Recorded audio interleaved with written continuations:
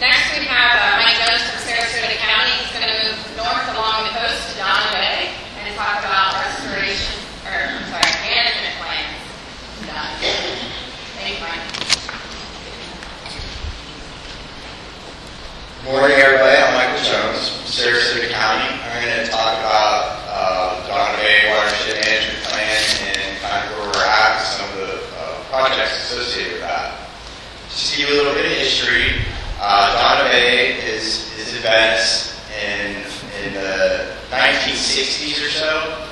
Well, prior to the 1960s, if you look at that lighter area on the graph up there, the Alpine Slough is a prominent feature in this watershed. It used to go down and drain east towards the Mosaic River. In the 1960s, for agriculture, the Soil Resource Conservation Service dug what we call the Alpine Slough Canal. And what that effectively did was diverted that watershed towards Dona Bay, and it turned the watershed from about 15 square mile watershed into a 75 square mile watershed. And in addition to that, we also had a Blackburn Canal, which was dug from east to west from the Mosaic River that brought excess flows from the Mosaic River down to the Dona Bay area. So what these drainage activities did was they greatly increased the amount of fresh water that's discharged to that smaller estuary. Some of the impacts of that is it alters the balance of fresh and salt water that's crucial to estuaries, and it destabilized a lot of the estuarine ecology, and it also increased sediment and nutrient loading into the bays. And one thing I wanted to kind of go on a little bit of a side tangent here is that this type of system is greatly impacted by the amount of rainfall that it runs off. And we have a variable amount of rainfall in the county. For about the last 10 years, we have ARM sites, we call automated rainfall reporting sites in the county. And I just put this graph up here to show how localized sometimes that rainfall could be.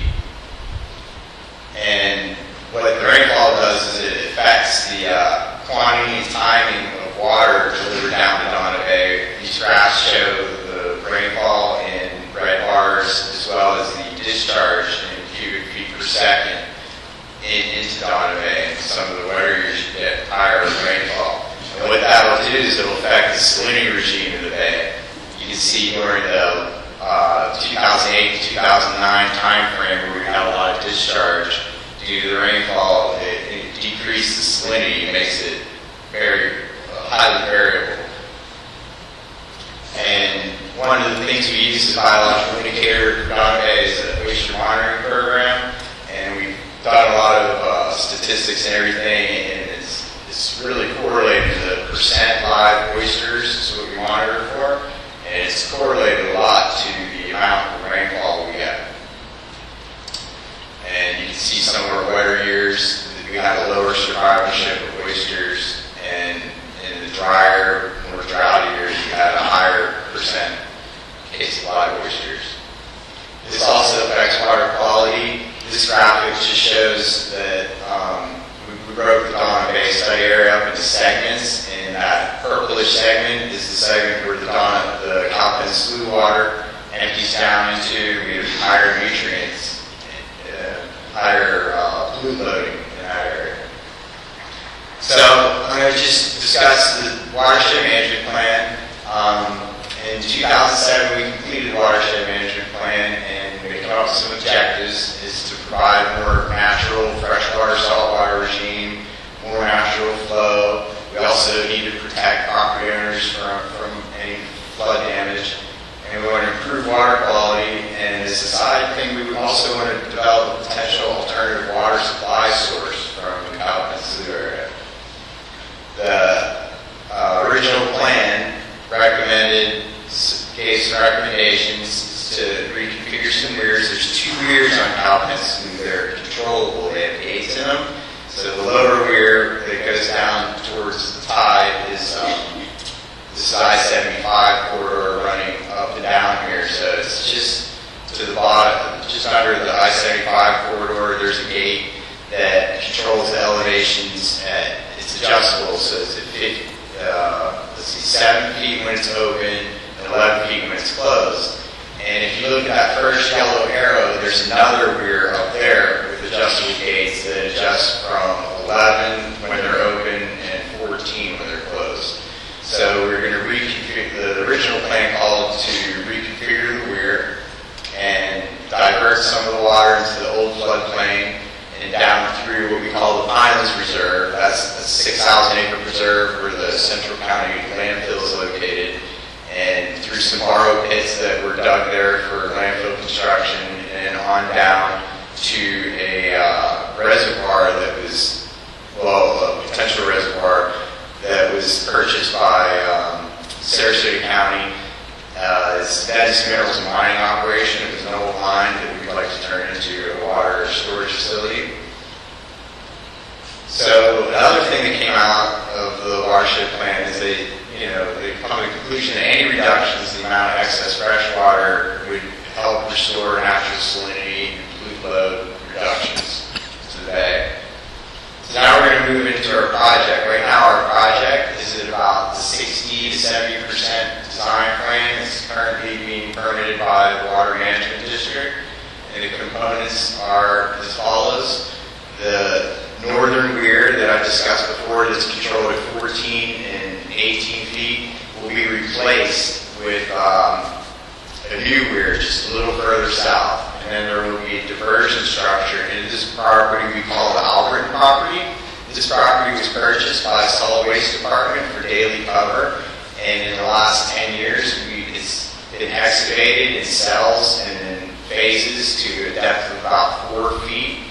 And what will happen is that blue area on the side will be excavated an additional 8 feet, and it'll be like an open water area to provide some water quality treatment. And there will be overflow into those other excavated areas, and the overflow there during high storm events to provide some actual flood relief. Prior to this project, that area was cut off from the floodplain. It was an old citrus grove, and it was all completely cut off, and they would pump water out of that into the slough, and this will restore that floodplain area. The water would then go down through a series of structures. All these structures are going to be adjustable so that we have maximum control over the water flow. And it will go down into that upper lake on the Pinelands, which is on this next thing. This is the northern borrow pit. From there, it will connect to that smaller southern borrow pit. There will be an overflow back into the slough. It will also drop into a pipe, where we'll pipe it down into this 350 acre impacted wetland area, and it'll bubble out the bubbler box and sheet flow down into another structure that'll pick it up into a large pipe and then run it down to the Venice Minerals, former Venice Minerals pit. And then the water will have time to be attenuated in the landscape. We're trying to reintroduce like the watershed's ability to attenuate water instead of flushing it straight out to Dona Bay.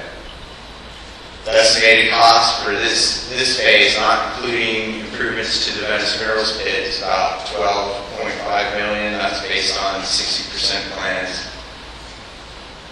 And what will this do for us? Well, it'll do a number of things, and a lot of the data I'm about to show you comes from the old watershed plan. This particularly came from the minimum flows level studies that were done for Dona Bay, where they had some stations in monitored salinity for a long time, and those certain stations in the circles are on these other graphs.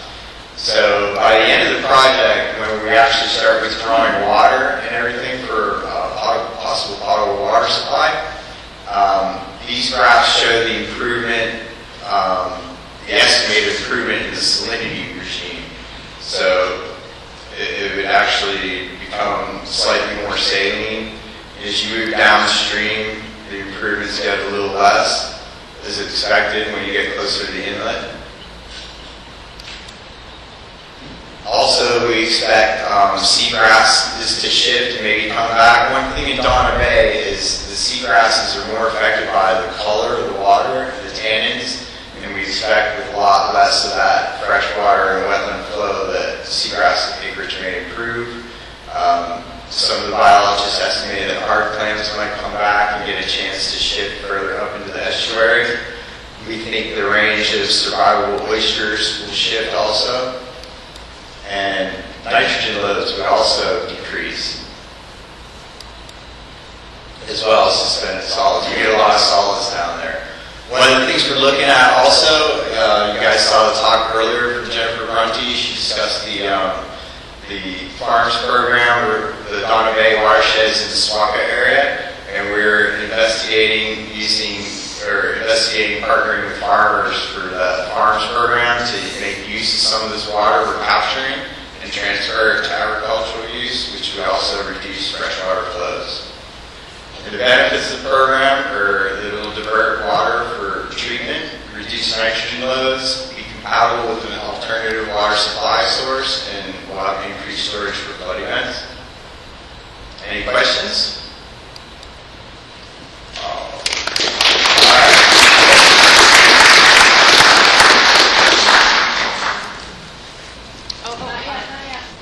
Yes, it's Beaver. Did you say we expect construction to commence?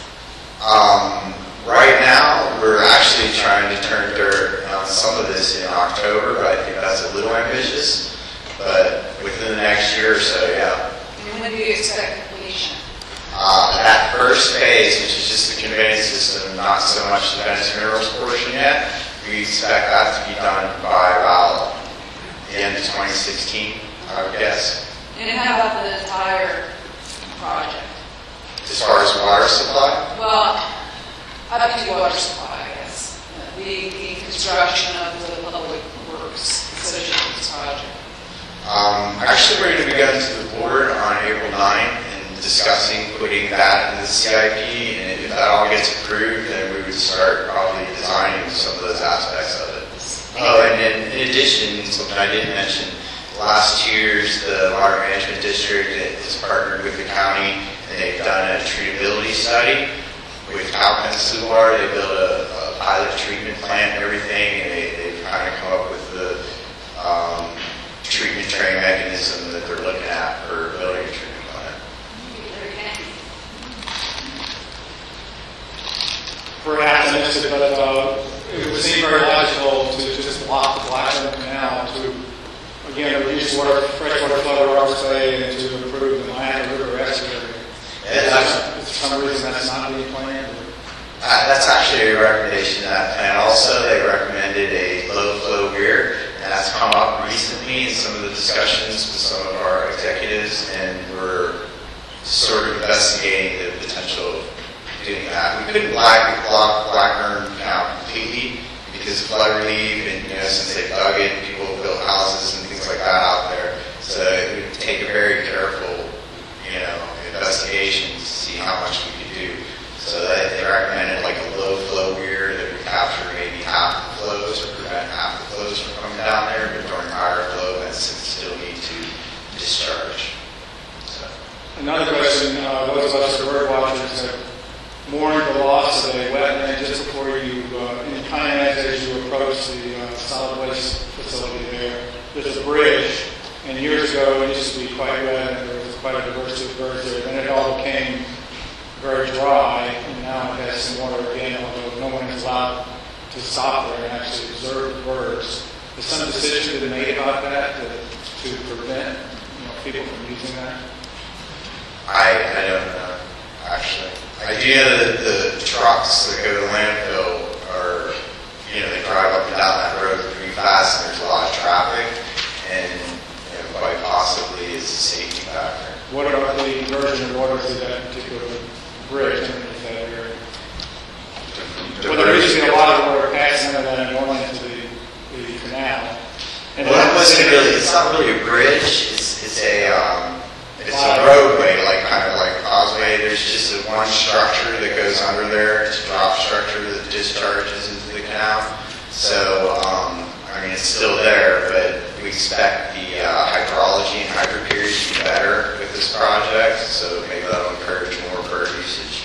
Things went from wetland species to being essentially all dogs now. So yeah, we've had some dry years, and we think this project will help out with that. Okay. Okay, Mike, since you're close to this, what do you think is the biggest challenge for getting projects moving forward? The biggest challenge? Well, there's lots of challenges. It's a very complex project, so there's landowner issues to the east, and then there's finding issues, of course, is a huge challenge. I noticed Jim Beaver's wearing his hat today. Maybe he could take his hat off and pass it around. Everybody could empty their wallets into it. That might help. But actually, the Water Management District has helped fund. They set aside some funding for it. We're just kind of going through that. I know there's been some slowdowns with the project. We had to do a redesign once again because of some landowner issues. So a lot of it's just ironing things like that out. Any other questions?